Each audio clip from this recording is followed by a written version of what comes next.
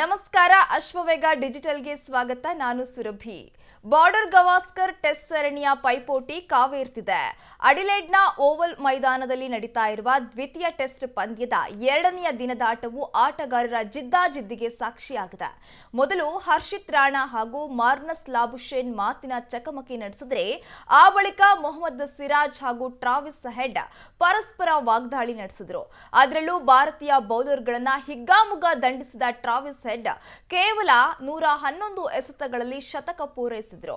Head wicket ಪಡೆಯಲು team India ಬೌಲರ್ಗಳು ಹರಸಾಹಸ ಪಟ್ಟರು.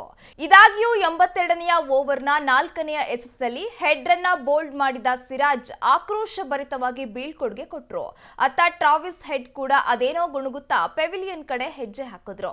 ಈ ಘಟನೆಯ ಬಳಿಕ ಮೊಹಮ್ಮದ್ ಸಿರಾಜ್ ಅವರನ್ನ ಆಸ್ಟ್ರೇಲಿಯಾ ಅಭಿಮಾನಿಗಳು ಗುರಿಯಾಗಿಸಿದ್ದಾರೆ.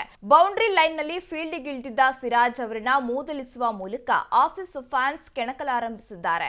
ಆದರೆ ಆಸ್ಟ್ರೇಲಿಯಾ ಅಭಿಮಾನಿಗಳ ಈ ಮೂದಲಿಕೆಗೆ ಡೋಂಟ್ ಕೇರ್ ಎಂದ ಮೊಹಮ್ಮದ್ ಸಿರಾಜ್ ಇನ್ನೂ ಜೋರಾಗಿ ಕೂಗುವಂತೆ ಹೇಳಿದ್ದಾರೆ. ಇದೀಗ ಆಸೀಸ್ ಫ್ಯಾನ್ಸ್ಗೆ ಸಿರಾಜ್ ನೀಡಿರುವ ಪ್ರತ್ಯುತ್ತರದ ವಿಡಿಯೋ ವೈರಲ್ ಆಗಿದ್ದು, ಟೀಂ ಇಂಡಿಯಾ ಅಭಿಮಾನಿಗಳಿಂದ ಮೆಚ್ಚುಗೆ ವ್ಯಕ್ತವಾಗ್ತಿದೆ. ಇನ್ನು ಈ ಪಂದ್ಯದಲ್ಲಿ ಮೊದಲು ಬ್ಯಾಟ್ ಮಾಡಿದ ಟೀಂ ಇಂಡಿಯಾ ಪ್ರಥಮ ಇನ್ನಿಂಗ್ಸ್ನಲ್ಲಿ 180 ರನ್ ಗಳಿಸಿದರೆ, ಆಸ್ಟ್ರೇಲಿಯಾ ತಂಡವು 337 ರನ್ ಕಲೆ ಹಾಕಿದೆ. ಇದೀಗ ದ್ವಿತೀಯ ಇನ್ನಿಂಗ್ಸ್ ಆರಂಭಿಸಿರುವ ಭಾರತ ತಂಡವು ಎರಡನೆಯ ದಿನದಾಟದ ಮುಕ್ತಾಯಕ್ಕೆ 5 ವಿಕೆಟ್ ಕಳೆದುಕೊಂಡು 128 ರನ್ ಕಲೆ ಹಾಕಿದೆ. ಇದಾಗಿತ್ತು ಈ ಕ್ಷಣದ ಅಪ್ಡೇಟ್ಸ್. ಹೆಚ್ಚಿನ ಮಾಹಿತಿಗಾಗಿ ನೋಡ್ತಾ ಇರಿ ಅಶ್ವವೇಗ ನ್ಯೂಸ್. ಇದು ಸತ್ಯಾನ್ವೇಷಣೆಯ ಓಟದಲ್ಲಿ. Ashwavega English News. Coming soon. Your channel, your voice, your trust.